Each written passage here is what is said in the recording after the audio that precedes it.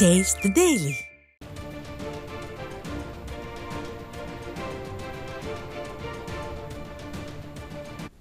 அண்மைச் செய்தி.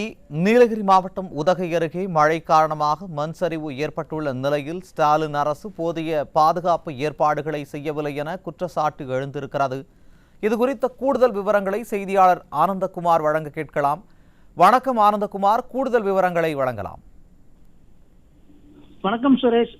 நீலகிரி மாவட்டத்தில் தென்மேற்கு பருவமழை தீவிரமடைந்து வரும் நிலையில் கடந்த 2 நாட்களாக கனமழை முதல் மிக கனமழை வரை பெய்து வருகிறது. இந்த நிலையில் உதகை அருகே உள்ள அன்பு அண்ணா காலனி குடியிருப்பு பகுதிகளில் பல்வேறு இடங்களில் மண் சரிவு மற்றும் தடுப்பு சுவர் இடிந்துள்ளதால் மண் சரிவு ஏற்பட்ட வீடுகள் அனைத்தும் அந்தரத்தில் தொங்கி காணப்படுகின்றன.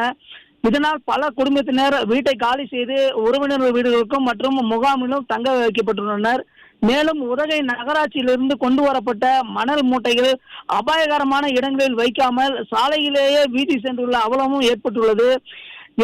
மேலும் இந்த மணல் மூட்டைகளை அபாயகரமான இடங்களில் அடுக்கி வைத்திருந்தால் மண் சரிவை தவிர்த்திருக்கலாம் எனவும் அப்போது மக்கள் வேதனை தெரிவிக்கின்றனர். மேலும் அந்த மணல் மூட்டைகளை குடியிருப்பு வாசிகளை எடுத்துக்கொண்டு போய் அவர்களது வீட்டில் மண் சரிவு இருக்கும் இடத்தில் வைக்க வேண்டும் என நகராட்சி நிர்வாகமும் கூறியிருப்பதாக அப்பகுதி மக்கள் குற்றம் சாட்டியுள்ளனர்.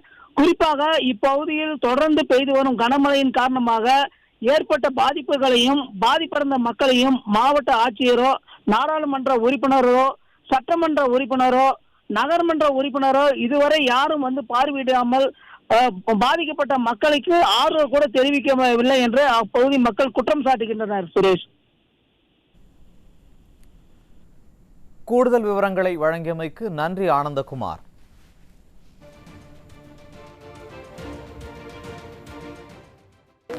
எங்கள் வீட்டுக்கார் இல்லாத நான் ரொம்ப கஷ்டப்பட்டு அந்த வீடை கட்டினேன். இப்போ மழைக்கு எல்லாம் கம்ப்ளீட்டாக தரமாட்டான மாதிரி ஆயிடுச்சு. எங்களுக்கு எந்த ஹெல்ப்பும் இல்லை. கவுன்சிலர்கிட்ட போய் சொன்னால் என்னமோ பண்ணுங்கம்மா எனக்கு தெரியாதுன்றாங்க. வந்து எட்டி பார்க்கறதில்ல. நாங்கள் சின்ன சின்ன பிரச்சனைக்கு போய் அங்கே தண்ணிக்கு இன்னைக்கு ஏதாவது ஹெல்ப் போய் கேட்டு போனால் கூட 3 ரோட்டில் போய் உட்காருங்க, எங்ககிட்ட ஏன் வரீங்கன்னு அந்த கவுன்சிலர் அப்படி பேசுகிறாரு. இந்த 2-3 நாள் அடித்த மழையில் எங்களுக்கு ரொம்ப சேதமாயிடுச்சுங்க. எல்லா இடத்துலையும் இந்த தடுப்பு சுவர்லாம் போடாதனால அப்படியே திட்டெல்லாம் இறங்கிருச்சுங்க. மழை பெஞ்சா வருஷம் திட்டெல்லாம் இறங்குதாங்க. ஆனால் இந்த வருஷம் ரொம்பவே இறங்கிருச்சுங்க. இங்கே 900 குடும்பம் இருக்கும்.